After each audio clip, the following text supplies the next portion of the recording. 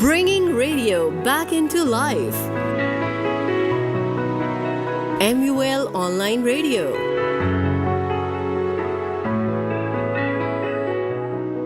बिस्मिल्लाहिर्रहमानिर्रहीम।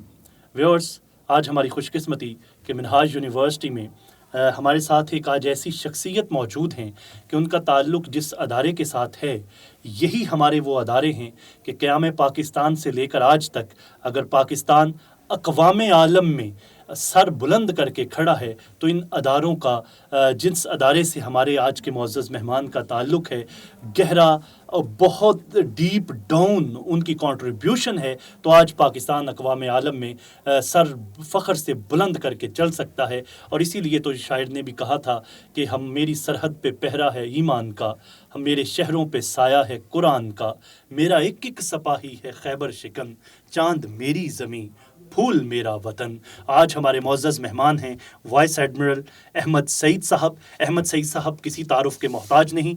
आप तमग़ा इम्तियाज़ मिलिट्री हैं, आप सतारा इम्तियाज़ मिलिट्री हैं, आप हिलाले इम्तियाज़ मिलिट्री हैं। उसके अलावा और बहुत सारी की रिस्पॉन्सिबिलिटीज़ सर्विस के दौरान इनके पास रहीं। इन्होंने बहुत हमारे पाकिस्तान के लिए सर्व किया और अंदरूनी साजिशों से लेकर बैरूनी साजिशों तक पाकिस्तान की हिफाजत में अपना किरदार अदा किया। Sir, welcome to Minhaj university Lahore. और सबसे पहले आपका बहुत शुक्रिया कि आपने अपने कीमती वक्त से वक्त निकाल कर आज हमारे स्टूडेंट्स के लिए वक्त निकाला और आप हमारे व्यूअर्स के लिए आपने वक्त निकाला। Sir, thank you very much. जी खुर्रम साहब, वालेकुम अस्सलाम। और ये मेरी खुशकिस्मती कि आज आपने हमें यहाँ मदऊ किया और आपने इतना अच्छा इंट्रो दिया और इंशाल्लाह looking forward to a very exhaustive question and answer. Sir, thank you so much. Sir, सबसे पहले हमारे व्यूअर्स को ये बताइए, पाकिस्तान नेवी इस वक्त किन किन महाजों पर अर्ज़ वतन का दिफा कर रही है?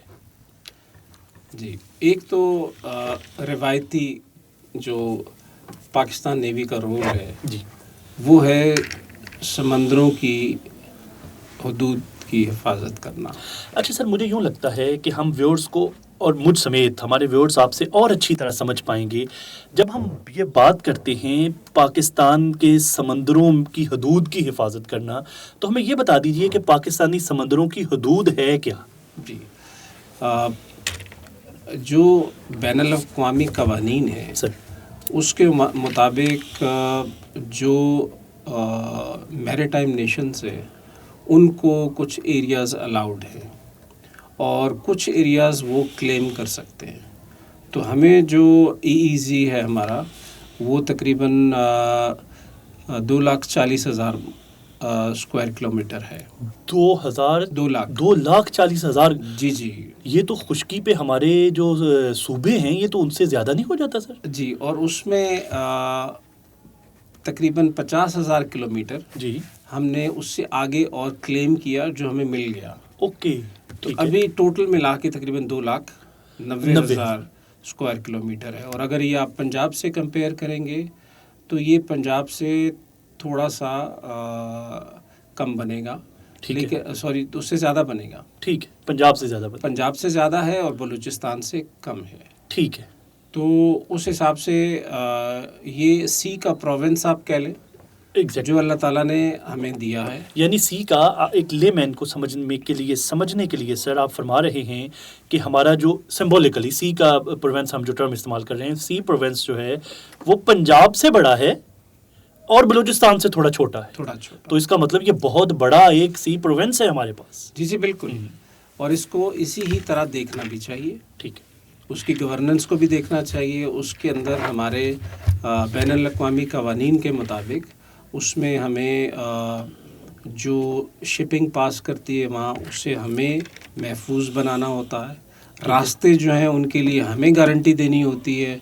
उसमें अगर सर्च एंड रेस्क्यू का कोई मसला पड़ता है, जैसे भी पिछले दिनों मेरा ख्याल है एक हफ़्ता पहले इंडियन बोट जो थी उसके अंदर एक टेक्निकल फॉल्ट आया और उसके क्रू को फिर रेस्क्यू किया गया। अच्छा, तो ये पाकिस्तान ने किया और फिर इनको हैंड ओवर कर दिया और ये बैनुल अक़वामी रिस्पॉन्सिबिलिटी के मुताबिक किया। सही। तो ये वो सिलसिले हैं जो कि नेवी अदर देन आप रवायती जो हमारी सरहदों की हिफाजत है कि इस एरिया में कोई गलत काम ना हो, اس ایریا میں فشنگ ہماری جو ہے اس کو صرف ہمارا رائٹ ہے، کوئی غلط فشنگ نہ کرے، اسمگلنگ نہ ہو اس کے ایریا میں، ڈرگس کی ہیومن ٹریفکنگ نہ ہو. اس کے علاوہ سر یہاں پہ ایک لائٹر نوٹ، جی جی بارڈرز کے اوپر کانفلکٹ اپنی جگہ، لیکن چائے بھی پاکستان آرمی ضرور پلا کے بھیجتی ہے، اور اگر بوٹ خراب ہو جائے تو وہ بھی ٹھیک اور ریسکیو کرنے میں مدد دیتے. جی ایسا ہی ہے. بالکل. جو ہمارے ایریا میں اس طرح کے مسائل آتے ہیں، جی جی چاہے وہ شپ ہے، چاہے وہ سمرین ہے. اس سے پہلے ایران کی ایک بوٹ تھی جو کہ گوادر کے پاس خراب ہوئی تھی، اس کو باقاعدہ آئل دیا گیا، ان کے جو کرو ممبرس تھے ان کو میڈیکل ٹریٹمنٹ دیا گیا، اس لیے کہ وہ پچھلے 3-4 دن سے وہ سٹینڈرڈ تھے. اچھا ٹھیک ہے. تو یہ تمام چیزیں بین الاقوامی قوانین کے مطابق کی جاتی ہیں، اور اس میں پاکستان ایک بڑا رسپانسبل اسٹیٹ کے طور پہ یہ سارے کام کرتا ہے. بالکل. اچھا سر یہ فرمائیے کہ Pakistan navy smuggling, piracy, terrorism کی روک تھام کے لیے کیسے اپنا کردار ادا کر رہی ہے؟ جی اس میں پاکستان اس ایریا کی سب سے تجربہ کار نیوی ہے. یہ آپ کا یہ کلیم ہم کس بنیاد پہ کر رہے ہیں؟ جی یہ اس بنیاد پہ کر رہے ہیں کہ جب اس ایریا میں پہلی اینٹی پائریسی کوآرڈینیٹڈ فورس بنی جو کہ امریکہ نے بنائی. اچھا سر اس بات کو اور وضاحت سے سمجھنے کے لیے جب آپ لفظ بولتے ہیں ایریا، تو ایریا سے آپ کی مراد یہاں پہ کیا ہے؟ ایریا ہے ہمارے ایریا، اچھا سمندر میں تمام ایریا، وہ ایریا جس میں کہ آپ کے نیشنل انٹرسٹ ہوں. ٹھیک ہے. جنرلی تو ہم کہتے ہیں کہ نارتھ عربین سی. ٹھیک ہے. لیکن چونکہ ہماری سی پہ ترسیل جو ہے وہ 90% ہمارا جو درآمدات اور برآمدات ہیں وہ ساری سی کے تھرو ہوتی ہیں. ٹھیک. اس میں سے 60% ہماری ویسٹ کو جاتی ہیں اور 40% ہماری ایسٹ کو جاتی ہیں. ٹھیک. تو اس کا مطلب یہ ہے کہ اسٹیٹ آف ملاکا سے لے کے جی جی باب المندب جی جی اور نیچے کیپ آف گڈ ہوپ، جو ساؤتھ ایریا ہے ساؤتھ افریقہ کا، جی جی یہ پورا علاقہ ہمارا ایریا آف انٹرسٹ میں آتا ہے. اوکے. تو اس میں جہاں پہ بھی ہماری تجارت کو یا باقی کسی ایریا میں پرابلم ہوگا تو ہمیں رسپونڈ کرنا ہوتا ہے. جی بات کو وہیں سے کنٹینیو کرتے ہیں کہ آپ نے کہا کہ اس ایریا میں پاکستان سب سے پہلا جو تھا پاکستان نیوی کا رول جو تھا وہ سب سے پہلے شروع ہوا اس ایریا میں. امریکہ کے کانٹیکسٹ میں آپ کوئی بات کرنے لگے تھے. جی اب جو ایریا تو آپ کے تسلط میں ہے، جی جو بین الاقوامی قوانین کے مطابق آپ کو دیا گیا، تو وہ تو اس میں تو آپ کی رسپانسبلٹی اکیلے ایز اے اسٹیٹ کی ہے. ٹھیک ہے. لیکن اس کے علاوہ تقریباً 60% ایسا دنیا میں جو سیز ہیں وہ علاقہ ہے جہاں پہ کسی کی رسپانسبلٹی نہیں ہے، جس کو ہائی سیز کہا جاتا ہے. تو وہاں پہ پھر یہ ہوتا ہے کہ کولیبریٹو میکنزمز بنتے ہیں، مطلب 2-4 اقوام سارے مل کے وہ ایک ایسا سسٹم بناتے ہیں جس میں کہ وہ کلیکٹیو رسپانسبلٹی لیتے ہیں کہ اس ایریا کے اندر جو ہے جو بھی غیر قانونی کام ہوں گے ان کو روکا جائے گا. لیکن سر کیا آپ سمجھتے ہیں کہ یہ کولیبریٹو ایفرٹس یا پاکستان نیوی کی ایفرٹس یہ 100% اس کی سرکوبی کر پاتے ہیں؟ کیونکہ ہم سنتے رہتے ہیں اسمگلنگ کے واقعات بہرحال ہو رہے ہیں، پائریسی بہرحال موجود ہے، اور ٹیررزم کی ایکٹیویٹیز بھی سننے سنانے میں آتی رہتی ہیں. تو پھر کیا وجہ ہے کہ پاکستان نیوی جیسی پروفیشنل آرمی اور کولیبریٹو فورسز مل کے بھی اس کو مکمل نہیں روک پا رہے؟ جی اس کے 2 پہلو ہیں. ایک پہلا پہلو یہ ہے کہ اس طرح کے جو جرائم ہیں ان کی بیچکنی، چاہے وہ لینڈ پہ ہو چاہے وہ سی پہ ہو، آپ منیمائز کرتے ہیں، ایلیمنیٹ نہیں کر سکتے. ٹھیک ہے. ٹھیک ہے. وہ چاہے آپ زمین پہ بھی دیکھ لیں تو کچھ نہ کچھ اکا دکا واقعات ہوتے ہیں. لیکن الحمدللہ پاکستان کے جو زیر تسلط ایریا ہے اس کے اندر پائریسی کا میری یاد میں نہیں ہے کہ کوئی ایسا واقعہ بٹ سر اسمگلنگ صومالیہ میں یس وہاں پہ ہوتا ہے، جی جی باقی ایریاز میں ہو رہے ہیں، لیکن پاکستان کا علاقہ بہت سیف ہے. اور اب آتے ہیں اسمگلنگ کی طرف. اچھا اسمگلنگ میں بھی 2-3 طرح کے ایشوز ہیں. ایک ایشو یہ ہے کہ لینڈ کی طرف سے ہوتا ہے، تو اس کے اندر تو جیسے بہت پہلے نارکوٹکس بہت زیادہ جاتی تھی. جی جی اس کے اندر ہماری جو لا انفورسمنٹ ایجنسیز ہیں، جس میں پاکستان میری ٹائم سیکورٹی ایجنسی ہے PMSA، یہ ادارہ ہے جو کہ سمندر پہ کام کرتا ہے، جسے آپ پیراملٹری فورسز کہہ لیں. اور ساتھ اس کے بیک پہ جو ان لینڈ ایریاز ہیں اس میں کوسٹ گارڈ کام کرتی ہے. ٹھیک ہے. تو نیوی کے ساتھ مل کے انہوں نے بڑا ایک مربوط نظام بنایا جس میں ہماری جتنی کوسٹ ہے تقریباً 1001 کلومیٹر. جی جی. تو بہت سارے اسٹیشنز بنا کے ہم نے ایک پاک میرینز اپنی بنائی ہے جو کہ لینڈ کے اوپر، اور یہ پی ایم ایس اے اور کوسٹ گارڈ مل کے ریڈارز لگائے ہیں، ڈیٹیکشن سسٹمز لگے ہوئے ہیں اور فاسٹ بوٹس ہیں. اس کی وجہ سے بہت زیادہ کمی ہو گئی ہے ان واقعات کے اندر. لیکن میں یہ نہیں کہہ سکتا کہ بالکل ہی ختم ہو گیا. یقینی طور پہ یہ ایک ایسا کام ہے جو کہ کرتے رہنا پڑے گا، اور زیادہ ٹیکنالوجیز جیسے آ رہی ہیں. اگر آپ اجازت دیں سر. جی جی. کہیں ایسا تو نہیں ہے کہ کچھ لوگ اگر شریک جرم نہ ہوتے تو پھر وہ مخبری کر دیتے؟ تو کچھ ایسے معاملات. جی میں زیادہ بات نہیں کروں گا، لیکن ہے یہ ایک ایلیمنٹ بھی ہے. ٹھیک ہے. تو اس کو اسی لیے بہت زیادہ ہارڈ ہٹنگ نہیں ہوتی اس ایریا میں. ٹھیک. تاکہ کچھ زندگی کا دار و مدار بھی چلتا رہے. جی جی. تو لیکن آہستہ آہستہ جیسے جیسے تعلیم بڑھ رہی ہے، لوگوں میں آمدنی کے ذرائع بھی پیدا ہو رہے ہیں، تو اس چیز میں بہت زیادہ کمی آ گئی ہے. ٹھیک. لیکن ہیومن اسمگلنگ میں سی کی طرف سے تو ابھی ہمارا سلسلہ نہیں ہے سر. لیکن لینڈ کی طرف سے 2-4 واقعات، جیسے پچھلے دنوں ایک بوٹ بھی کیپسائز کی یونان کے پاس، بڑا انفارچونیٹ انسیڈنٹ ہوا. تو یہ ان علاقوں میں پھر ہمارے جو نوجوان نسل ہے جو کہ مختلف اپنی جابس کے لیے جاتے ہیں، تو وہاں پہ انفیئر مینز استعمال ہوتے ہیں، اور اس میں پھر رسک فیکٹر بھی ہوتا ہے. بالکل سر. تو یہ سلسلہ ہوا. بالکل. اچھا سر، یہ بتائیے اگر ہم پاکستان اور انڈین نیوی کے فلیٹ سائز کا کمپیریزن کریں، ایک تو یہ بتا دیجیے کہ ان کا فلیٹ سائز کا کمپیریزن ہے کیا، نمبر 1. نمبر 2 سر، پاکستان نیوی کس طرح خود کو ٹیکنالوجیکلی ایڈوانس کر رہی ہے؟ اچھا پہلی بات ہے کہ سی کی طرف زیادہ تر ہم یہ بات کرتے ہیں کہ سی پہ جو آپ تقابلی جائزہ جس کو کہتے ہیں، وہ نمبر سے نہیں ہوتا. ٹھیک ہے. وہ ہوتا ہے اس ملک کی جغرافی سے. ٹھیک ہے. اور اس ملک کے پاس کس طرح کی صلاحیت ہے. ٹھیک. اب اس کی مثال میں آپ کو دوں کہ جیسے 65 وار میں ہمارے پاس ایک سب مرین تھی اور انڈیا کے پاس نہیں تھی. ہاں جی. تو جب دوارکا کا پلان ہو کے ایگزیکیوٹ ہوا اور انڈینز کو پتہ چلا کہ یہاں پہ غازی ہے، تو ان کا پورا فلیٹ باہر نہیں نکلا، جبکہ ان کے پاس ایک کیریئر بھی تھا. اوکے. تو یہ ڈیٹرنس اتنی زیادہ اس پلیٹ فارم کی تھی کہ اس کی وجہ سے وہ سامنے نہیں آئے.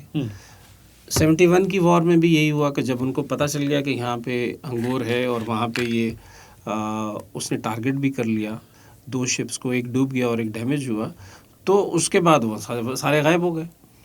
تو کہنے کی بات یہ ہے کہ آپ کو وہ دشمن کی جو ویکنیسز ہیں اگر آپ کو حقیقت میں پتہ ہیں اور آپ نے اپنے طریقے سے اپنے آپ کو اس طریقے سے ڈیولپ کیا ہوا ہے.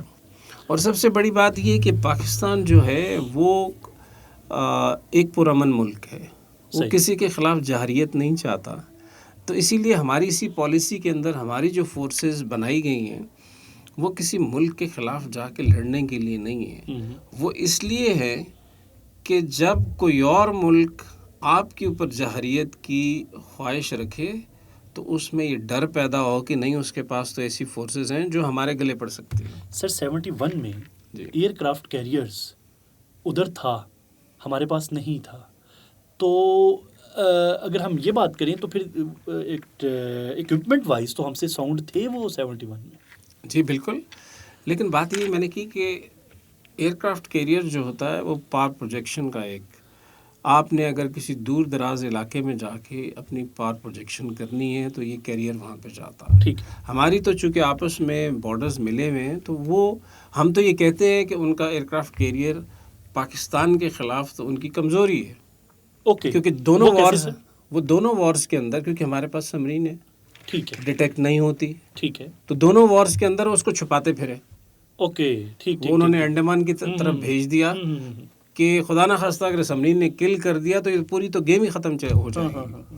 تو وہ انہوں نے اپنے آپ کہہ لیں کہ بڑے مقاصد کے لیے رکھا ہوا ہے کہ جی ہم کہیں اور جا کے اگر ہمیں کام کرنا پڑے. ان کے بڑے مقاصد پاسبلٹی اگر دیکھیں تو کیا ہو سکتے ہیں؟ پاسبلٹی یہ ہے کہ جیسے باقی چھوٹے ملک ہیں ان کو ان کے اوپر آپ کہہ لیں کہ پریشر ڈالنے کے لیے میں تو کہتا ہوں جیسے کہ انڈیا وہ ایک واحد ملک ہے جو بڑا ملک ہونے کے ناطے اپنے ارد گرد جتنے ممالک ہیں ان کے ساتھ اس نے اپنے تعلقات خراب رکھے ہیں. چاہے پاکستان ہے, چاہے ہمارا کشمیر کا ایشو ہے, آگے چائنا چلے جائیں ڈوکلم کا ایشو ہے اس کے اندر, آگے بھوٹان ہے, نیپال ہے, نیچے چلے جائیں بنگلہ دیش ہے, اس کے بعد سری لنکا ہے, اس کے بعد مالدیوز ہے. تو سارے ہی ممالک کے ساتھ اس نے اپنے تعلقات کو بالکل خراب کیا ہوا ہے. تو اس وجہ سے اس طرح کے پریشرز ڈالنے کے لیے. تو سر اگر ہم اگلے اس سوال کے دوسرے حصے کی طرف آئیں, ٹیکنالوجیکلی پاکستان نیوی کیسے خود کو ساؤنڈ کر رہی ہے؟ جی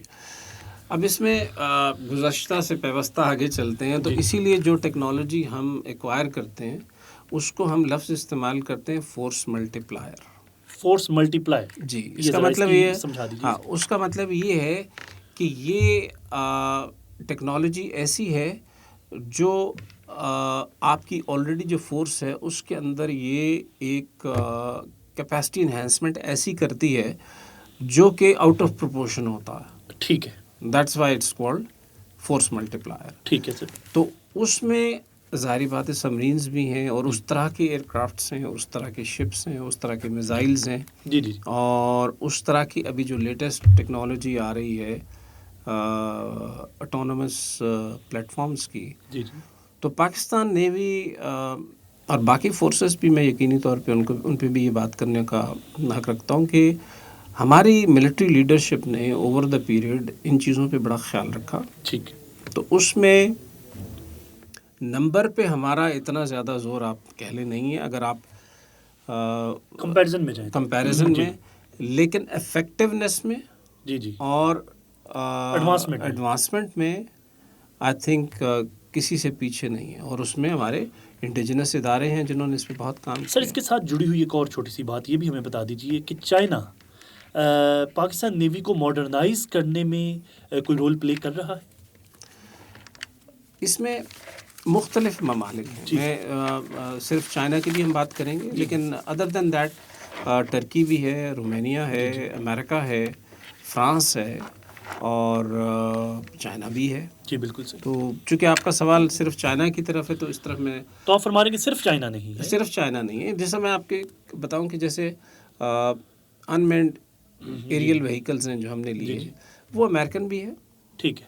وہ جرمن بھی ہے اور وہ چائنیز بھی ہے. ڈفرینٹ ہم نے لیے ٹھیک تاکہ کمپیریٹیو انالیسس بھی ہوگا اور اس کے بعد جو آپ پھر زیادہ بعد میں بہتر پرفارم کرتا ہے تو وہ پھر آپ اس کی طرف جائیں. اور ہمارا اپنا لوکل بھی ہے.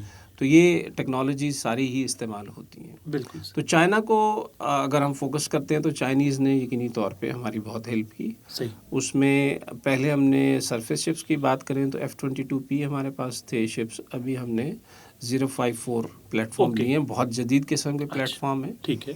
اس کے بعد آپ ٹرکی کی بات کریں تو ٹرکی پہ ہمارے ملجم کلاس ہیں کارویٹس.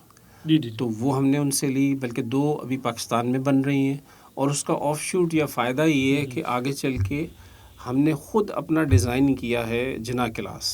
اوکے. تو وہ شپ پھر ہمارا. اور اگر سر ہم اس کا اور ان کی ٹیکنالوجی کا کمپیریزن کریں تو کیا ہم کمپیٹ کرتے ہیں؟ جی بالکل. جی بالکل. اس کے اندر جو باقی سینسرز ہیں اور بہت ساری چیزیں ہیں تو اوور دا پیریڈ پاکستان نے ماشاءاللہ اپنی انڈیجنس کیپیسٹی بہت ڈیولپ کر لی ہے. تو اس کے اندر وہ ساری چیزیں جوائنٹلی ان کے اندر کام کر کے لگائی جا رہی ہیں. پھر رومانیہ سے ہم نے کچھ پلیٹ فارم لیے, OPVs کہلاتی ہیں. اور چائنا سے جو بڑا کانٹریکٹ ہمارا ہوا اس کے اندر ابھی ہم نے سبمرینز جو 8 ہنگور کلاس ہیں وہ اس کا کانٹریکٹ ہوا اور اس میں سے 4 وہاں بن رہی اور 4 پاکستان میں. سر آپ کی موجودگی کا فائدہ اٹھاتے ہوئے کیونکہ ہمارے ویورز میں ہماری ایک بہت بڑی تعداد ہمارے انٹرنیشنل ریلیشنز کے اسٹوڈنٹ ہیں, پولیٹیکل سائنس کے اسٹوڈنٹس ہیں, میڈیا اسٹڈیز کے اسٹوڈنٹس اس وقت ہمیں دیکھ رہے ہیں. سر یہ بتائیے کہ جب کوئی ملک اس طرح ہیلپ کر رہا ہوتا ہے تو کیا وہ ڈپلومیٹک ریلیشنز کی بنیاد پہ کر رہا ہوتا ہے یا وہ اپنے ویپنز سیل کر رہے ہوتے ہیں سیدھا سیدھا، وہ کوئی بھی خرید لے؟ جی میں سمجھتا ہوں اس کے 3 پہلو ہیں. جی سر. پہلا تو یہ ہے کہ جیسے آپ نے فرنٹ آنسر ہی ہے کہ انہوں نے اپنے ویپن سسٹم کو جی بیچنا ہے، کیونکہ ڈیفینس انڈسٹری بہت بڑی ہے، ظاہر ہے وہ بھی ایک سلسلہ چل رہا ہے. دوسرا ہوتا ہے کہ اس کے اندر اپنے نیشنل انٹرسٹ کو بھی دیکھنا، صحیح، تاکہ دونوں کے نیشنل انٹرسٹ وہاں پہ مل رہے ہیں تو وہ ٹیکنالوجی کہیں اس ایریا میں استعمال ہو جہاں پہ دونوں کے انٹرسٹ جو ہے نا اس کا فائدہ ہو رہا ہو. ٹھیک. اور تیسری ظاہری بات ہے، تیسری ہوتی ہے جو انٹرنیشنل ریلیشن میں سب سے زیادہ ہے کہ وہ ود ان جو انٹرنیشنل اسٹرکچر ہے اس میں اپنے مسلس کو بلڈ کرنا، الائز کو بلڈ کرنا، تاکہ آگے چل کے ان کے لیے یہ چیز ایک کارآمد ہو. یعنی اس کا مطلب یہ ہوا کہ to some extent war industry کا فائدہ ہو رہا ہوتا ہے. جی بالکل. کی پلیئرز کا فائدہ بیچ میں چل رہا ہوتا ہے. تو شاید یہ جو ایک پرسیپشن ہے سر کہ اسی وجہ سے ان کو تھرڈ ورلڈ کنٹریز میں یا دوسرے خطوں میں وار سوٹ کرتی ہے، یا پروموٹر کا رول بھی کوئی بیچ میں ہوتا ہے کہ یہ سلسلہ جاری رہے تاکہ الٹیمیٹلی ان کی وار انڈسٹری کو فائدہ پہنچتا رہے. مثال تھوڑی سی ڈفرینٹ ہو جائے گی، لیکن جیسے آپ ہاسپٹلز میں جاتے ہیں تو کچھ ہاسپٹلز ہیں جن کی پریکٹسز یہ ہوتی ہیں کہ آپ کو اگر زکام بھی ہے تو وہ آپ کو 26 دوائیاں لکھ کے دے دیتے ہیں. جی بالکل. اور بہت سارے آپ کو ٹیسٹ بھی دے دیتے ہیں. اور جو پروفیشنل ہوگا وہ آپ سے کہے گا سر یہ 1 دوائی ہے، 2 آپ غرارے کریں اور اس کے بعد مسئلہ ٹھیک ہو جائے گا. جی. تو ظاہر ہے پیچھے ایک انڈسٹری ہے. ہاں جی. ٹھیک ہے. تو وہ انڈسٹری اسی طرح کے جو مالی فوائد انڈسٹری میں ہوتے ہیں تو وہ ہر جگہ پالیسی میکرز کے ساتھ وہ جو انٹرسٹڈ گروپس ہیں جی وہ پلے کرتے ہیں. ان کے فیور میں ہوتا ہے کہ ہاٹ سپاٹس ہوں، ان کے فیور میں ہوتا ہے کہ یہ ہماری جو انڈسٹری ہے اس کو ایکسپورٹ کرنے کا موقع ملے. تو وہ ایک ایلیمنٹ ضرور ہے. یہ ہم اپنی اصل گفتگو سے چونکہ تھوڑا سا ڈائیورٹ ہو رہے ہیں، میں واپس اسی پہ آؤں گا چونکہ آپ کی گفتگو سے سوال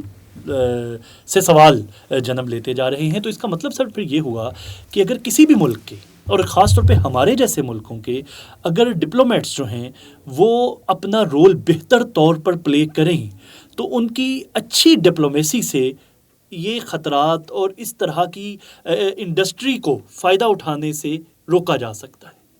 میرے خیال میں تو یہ ڈپلومیسی کا فیلئر بھی ہوتا ہے. رائے بالکل میں آپ سے کہہ رہا ہوں. اس لیے میں کہتا ہوں کہ جو نیشنل انٹرسٹ کو سیف گارڈ کرنے کی جو پہلی آرمی ہے وہ آپ کی ڈپلومیٹک کور ہے. ایگزیکٹلی. اور ڈپلومیٹک کور ہی آپ کے لیے سیف اینڈ ساؤنڈ پالیسیز ایسی بناتی ہے کہ آپ کے جو نیشنل انٹرسٹس ہیں وہ بغیر وار کے حاصل ہو سکیں. لیکن جہاں پہ اس کی ضرورت پڑے تو آپ کے پاس یہ مسل ہونا چاہیے. اسی لیے کہتے ہیں کہ defence is the extension of your diplomacy. تو کسی بھی ملک میں جو جنگ ہے وہ سب سے پہلے ڈپلومیٹک فیلئر ہوتا ہے. ایگزیکٹلی. میں آپ صحیح کہا. اور پھر اس ایلیمنٹ کو جب اپلائی کیا جاتا ہے ملٹری کو تو ملٹری آپ کو انوائرمنٹ پرووائڈ کرتی ہے دوبارہ کہ ٹیبل پہ بیٹھ کے دوبارہ آپ ری نیگوشیٹ کریں. جی بالکل. Military is not the answer of political problems. بالکل صحیح. یہ بڑا کلیئر ہے. جی بالکل. بڑی امپورٹنٹ بات آپ نے کی سر. اچھا سر گفتگو کو آگے بڑھاتے ہیں. یہ بتائیے کہ پاکستان نیوی ریجن کے اندر میری ٹائم کوآپریشن اور میری ٹائم ٹریڈ کو انہینس کرنے میں کیا رول پلے کر رہی ہے؟ جی جیسے میں نے کہا کہ ہمارا ٹریڈ جو ہے تقریباً 84 بلین کے قریب ہے. امپورٹ اینڈ ایکسپورٹ اراؤنڈ 354 ہمارا جو ہے وہ امپورٹ ہے اور ایکسپورٹ ہماری کم ہے. ٹریڈ بیلنس ہمیں پتہ ہے اس کا.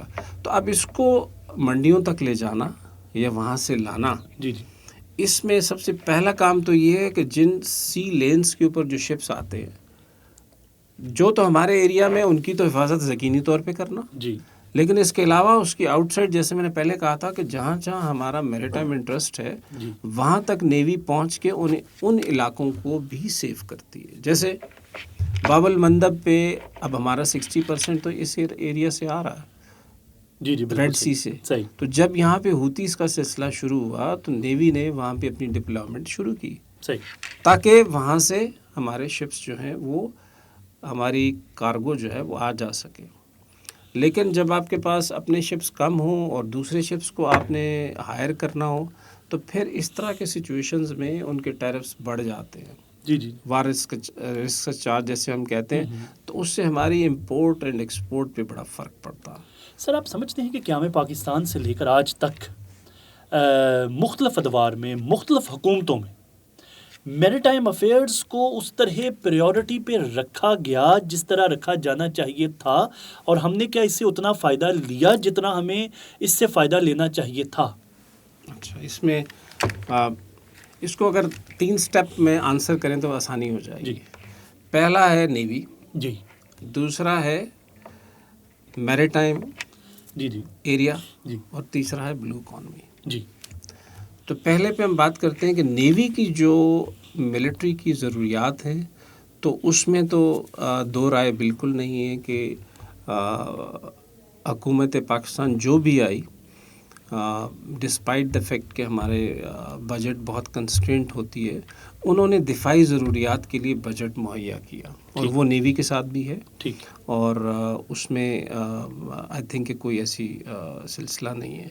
دوسرا ہے میری ٹائم افیئرس. اب میری ٹائم افیئرس بہت بڑا سبجیکٹ ہے جس کے اندر آپ کی پوری انڈسٹری آتی ہے میری ٹائم, ایگزیکٹلی, جس میں شپنگ ہے, جس میں پورٹس ہیں, جس میں کنسٹرکشن ہے, ریسائکلنگ ہے, اس کے علاوہ انڈر سی مائننگ ہے, اور کوسٹل ایریاز ہیں. تو یہ ساری چیزیں دیکھیں تو اس میں یقینی طور پہ ہم نے اتنی توجہ نہیں دی. جی. وجہ سے پہلے ایک ایوریج آپ کو اسکیل بتاتا ہوں کہ جتنے ورلڈ اوور جتنی بھی جی ڈی پیز میں کنٹریز کا ایوریج پرسنٹیج ہوتا ہے وہ 7% ہوتا ہے. جی بالکل. ہمارا اس وقت 0.5 ہے. او, یعنی یہ تو مطلب اس کا تو مقابلہ بھی نہیں بنتا. جی بالکل, کمپیریزن ہی نہیں بنتا. تو اب ہمارا پوٹینشیل یہ ہے کہ اگر ہم 7% تک بھی چلے جائیں تو تقریباً 25 بلین ہمارے ہر سال ہماری اکانومی میں آتا رہے گا, کنٹریبیوٹ ہوگا. اچھا سر, یہ ابھی آپ نے بڑی خوبصورت ایک لفظ بولا پوٹینشیل. اس بات کو اور اچھی طرح سمجھنے کے لیے آپ ہمیں یہ بتائیے کہ اگر ہم اس کو پراپرلی ان ریسورسز کو یوٹیلائز کریں, گورنمنٹ سرپرستی کرے اور میری ٹائم افیئرس کو اور اس پوری انڈسٹری کو یوٹیلائز کیا جائے تو پاکستان کا اس کانٹیکسٹ میں پوٹینشیل کیا ہے؟ جی, جو چارٹرڈ پوٹینشیل ہم نے, چونکہ نیشنل انسٹیٹیوٹ آف میری ٹائم افیئرز ہے تو ہم اسی سلسلے میں مختلف تحقیقات کرتے رہتے ہیں. تو ہمارا جو کیومولیٹیو افیکٹ ہے ہمارے حساب سے منیمم بھی 100 بلین کا پوٹینشیل ہے, موجود ہے. جی. اور اس وقت آج 2024 میں ہم لے کتنا رہے ہیں اس سے بینیفٹ؟ 0.5. جبکہ آپ کہہ رہے ہیں وہ تقریباً اگر اس کو بلین میں کریں گے تو 1.75 بلین بنتا ہے. اور آپ فرما رہے ہیں کہ ہماری جو کیپیسٹی ہے وہ $100 بلین تک جانے کی. جی بالکل, جی بالکل. تو اس قدر اس سے سر نظر اندازی کی وجہ یہ تو بڑا بہت, اور مجھے جہاں تک لگتا ہے سر کہ اکیڈیمیا میں بھی یہ ڈیبیٹس نہیں آئیں آج تک, یا اکیڈیمیا نے بھی اس میں اکیلا گورنمنٹس ہی کو مورد الزام نہیں ٹھہرانا چاہیے. ہمارے اکیڈیمیا نے اس میں شاید اس طرح کنٹریبیوٹ نہیں کیا. جی, ایک ٹرم تو ہم ویسے استعمال کرتے ہیں جس میں کہ ہماری نیشن کا, کہ ہمارا میری ٹائم نیشن بنے ہی نہیں. جی, جبکہ $100 بلین کا پوٹینشیل موجود ہے. جی, اور کچھ راستے میں ہم نے ایسی پالیسیز بنائیں جس کی وجہ سے اور زیادہ خرابی پیدا ہوئی یا کمپلیکیشن ہوئی. جیسے ایک چھوٹی سی مثال یہ ہے کہ 70s میں جو ڈیسیجن کیا گیا نیشنلائزیشن کا, اس کے اندر اس وقت ہمارے پاس تقریباً 72-73 شپس تھے. اچھا جی, اور اس ایریا کی سب سے بڑی ہمارے پاس کیومولیشن 71 میں 74-5 تک رہا یہ. اور جب یہ نیشنلائزیشن کا سلسلہ شروع ہوا تو بڑے بڑے گروپس جتنے تھے وہ یہاں سے نکل گئے, اور اس کے بعد اب آج کل ہمارے پاس 12 شپس ہیں, اور وہ بھی PNSC کے پاس ہیں. اب اس کا نقصان کیا ہے؟ سر میرے خیال میں ایک لے مین کے طور پہ تو میں سمجھتا ہوں 74 سے 12 تک آ جانا ہی اس سے بڑا اور نقصان. یہ کہانی تو یہیں پہ سمجھ آ گئی. جی نہیں, لیکن اس کو تھوڑا سا میں اور آگے لیبریٹ کروں تو آپ کو سمجھ آ جائے گی. وہ یہ ہے کہ اب ہماری जितनी भी एक्सपोर्ट इंपोर्ट मैंने आपको बताया 84 बिलियन जी, जी। है, तो उसका 10% जो है हमारे शिप्स उठाते हैं, बिल्कुल सही। और जो 80 to 90% है वो हम किराए पे ओह। शिप्स को देते हैं। ओके। अब उसका नुकसान मैं आपको बताता हूँ। जी। नुकसान ये है कि जैसे आप के पास अपनी गाड़ी है, जी आप यहाँ से मीनार पाकिस्तान जाते हैं और वापस आते हैं, तो जो पेट्रोल लगेगा उसकी प्राइस आप नोट कर लें। जी बिल्कुल। फिर यहाँ से टैक्सी पे बैठें और जाएं और वापस आएँ, वो तो मेरा ख्याल ट्रिपल हो जाएगा, 3 to 4 टाइम्स 3 to 4 टाइम्स ज़्यादा हो जाएगा। तो यही चीज़ है कि जो हमारा बाकी 80 to 90% जो हम सामान मंगवा रहे हैं दूसरे शिप से, जी जी। तो हमें उस पर 10% ऑफ द टोटल कार्गो पे करना पड़ रहा है, which is around 7 to 8 billion ओह जो अच्छा। हम पे कर रहे हैं। लेकिन अगर हमारे शिप्स हों और हमारे पास ये सारे हों, तो पहली बात तो है कि इसका हाफ हो जाएगा सीधा सीधा, बिल्कुल क्योंकि सही। 5% पर हमें पे करना बिल्कुल पड़ेगा, सही। या 4 to 5%। जी जी जी। तो आपके पास सीधा सीधा 6 से 7 बिलियन रुकावट कहाँ पे? बचत हो जाएगी। रुकावट कहाँ पे? रुकावट मैं ये समझता हूँ कि मिनहसुल कौम हमने कुछ बीमारियों के साथ रहने की आदत बना ली है, जिसकी वजह से जब हमने अच्छी पॉलिसीज़ नहीं बनाई तो कुछ ऐसे लोग बीच में आ गए जिन्होंने कि अपने फ़ायदे के लिए इन चीज़ों को उस तरह चलाना शुरू किया। ज़ाहिर बात उनका है, फ़ायदा क्या था? उनका टेंटेटिव फ़ायदा क्या था? उनका टेंटेटिव फ़ायदा ये है कि जब आप बाहर वाले मुल्क के लोगों को पेमेंट करते हैं तो उसका फ़ायदा उनको ये होता है कि हमें फ़ॉरेन करेंसी में पे करना पड़ता है, तो उनको डॉलर्स मिलते हैं। ओके। अगर ये हमारे अपने शिप्स होंगे तो हमें एक तो आधा देना पड़ेगा और दूसरा अपनी करेंसी में देना पड़ेगा। बिल्कुल सही। इकोनॉमी पाकिस्तान की स्ट्रेंथन होगी, इकोनॉमी पाकिस्तान की स्ट्रेंथन होगी और आपका ज़र मुबादला बचेगा। बिल्कुल ऐसे। आज हम 2-3 बिलियन डॉलर्स के लिए यहाँ से वहाँ अपनी सॉवरेनिटी के अगेंस्ट जाके बात कर रहे होते हैं, तो ये बचत कर लेंगे तो आपका बिल्कुल 7-8 बिलियन आपका एनुअली बच रहा होगा। और पॉलिटिकल इंस्टेबिलिटी भी इसकी एक आप वजह समझते हैं कि शायद इस वजह से भी ये एरियाज जो हैं ये नेग्लेक्ट हो रहे हैं, या पॉलिटिकल मैच्योरिटी कह लीजिए आप इसको ज़्यादा आई थिंक पॉलिटिकल मैच्योरिटी में ले जाएं, लेकिन instability is one of the factor for the reasons के लेजिस्लेट तो ज़ाहिर हमारे नुमाइंदों ने करना है जी। तो लेजिस्लेशन के अंदर ये बहुत बड़ा गैप इसलिए आता है कि अभी जैसे सबसे किसी भी चीज़ को अगर आपने इम्प्लीमेंट करना है तो आप एक सिक्योरिटी पॉलिसी बनाते हैं जी नेशनल लेवल की। जी जी। तो हमारी जो नेशनल मैरीटाइम पॉलिसी है वो 2001 से अभी तक मुख्तलिफ जगहों पे चल रही है, अप्रूव नहीं हुई। जी जी। 23 साल हो गए। तो आपकी वाह। अगर नेशनल सिक्योरिटी पॉलिसी जो है संजीदगी मैरीटाइम का पॉलिसी, हाँ सर संजीदगी का आलम मुलाहिजा फरमाइए। जी, अगर ये नहीं होगी तो नीचे फिर उसके बाद स्ट्रेटजीज नहीं बनती, फिर गवर्नमेंट की रिसोर्स एलोकेशन नहीं होती, फिर प्लानर्स नहीं बनते, फिर मॉनिटरिंग सिस्टम्स नहीं बनते, और इसकी वजह से जब ये सारा नहीं होता तो गवर्नमेंट की ओवरसाइट नहीं होती इसके ऊपर, तो फिर जो नीचे ग्रुप्स हैं वही अपने तौर पे काम कर रहे हैं और उनके अपने इंटरेस्ट हैं। बिल्कुल सही। अच्छा सर ये बताइए कि पाकिस्तान की जीसीसी कंट्रीज़ के साथ इंगेजमेंट कैसी है? अच्छा ये सवाल का कॉन्टेक्स्ट है। कॉन्टेक्स्ट इसका बेसिकली इंडिया की प्रेजेंस जो बढ़ती हुई प्रेजेंस है उसके कॉन्टेक्स्ट में मैं एक्चुअली आपसे ये समझना चाह रहा हूँ कि जीसीसी कंट्रीज़ के साथ हमारी कैसी है कोलैबोरेशन। अच्छा, कॉन्टेक्स्ट में बात कर लें पहले तो ज़्यादा मुनासिब होगा। कॉन्टेक्स्ट में ये है कि देखें वर्ल्ड ओवर तो economy is the key ji for sitting and taking advantage with each other. तो इस बात से तो हमें इनकार नहीं कि हमारे जो ईस्टर्न नेबर हैं उन्होंने हमसे बहुत ज़्यादा काम भी किया और तरक्की की इस हवाले से। तो ज़ाहिर एक बड़ी मंडी है ये, उसमें उनका जो इकोनॉमिक इंटरेस्ट है और वहाँ उनका भी है रेसिप्रोसिटी में, बिकॉज़ वो ऑयल वहाँ से ज़्यादा होता है, तो ये आपस में तो ये एक नेचुरल स्पेस है जिसमें वो काम कर रहे हैं। सही। लेकिन हमारे जो दीरीना ताल्लुकात है या मिलिट्री या उस हवाले से आप बात करेंगे तो उसकी अपनी स्पेस है। उस स्पेस के अंदर हमारी जो रिवायती दोस्ती है या जो एहतराम है जो या हमारे जो रवाबित है वो अभी भी उससे ज़्यादा बेहतर हुए। ठीक है। इसलिए कि हमारे पास क्रॉस ट्रेनिंग्स होती हैं, वो आते हैं हम भी जाते हैं, तो वो रवाबित हमारे उसी तरह इंटैक्ट है। बिल्कुल सही सर। ठीक सर ये बताइए अब ज़रा एक ग्वादर पोर्ट का इफ्तिताह हुआ 2016 में, आज तक مکمل طور پر ہم اسے آپریشنل اور فنکشنل کیوں نہیں کر سکے؟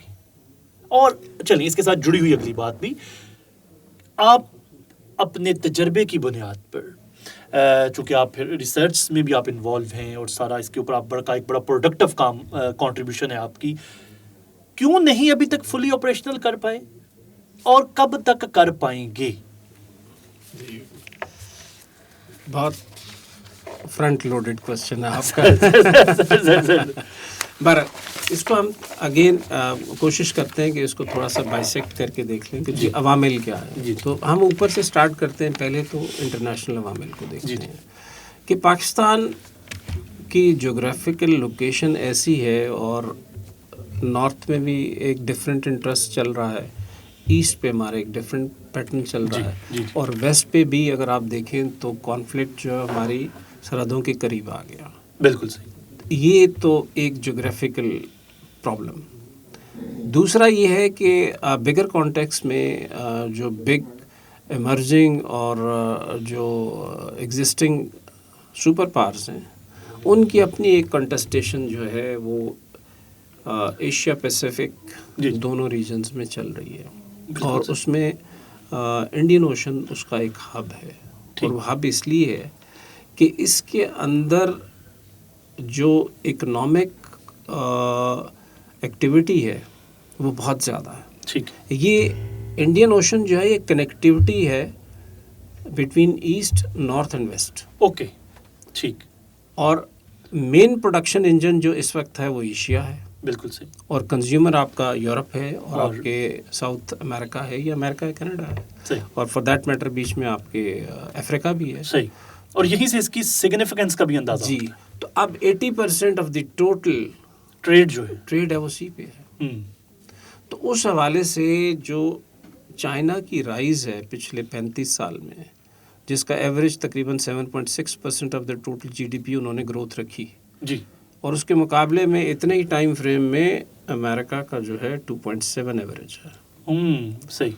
تو اسی وجہ سے 2010 سے اگر آپ لیں تو 6 ٹریلین سے لے کے آج وہ 17.5 ٹریلین پہ پہنچ گئے، اور امریکہ جو ہے وہ 25 سے 27-28 ٹریلین پہ گیا. بالکل صحیح. اب اگر بگر پاورز کے کانٹیسٹ میں انہوں نے ایک پاور نے ڈیسائیڈ کیا کہ دوسری کی جو سی پہ ٹریڈ ہے اس کو روکنا ہے، تو کنٹیسٹیشن کا جو مین میدان ہے وہ انڈین اوشن ہے. انڈین اوشن ہے. بالکل صحیح.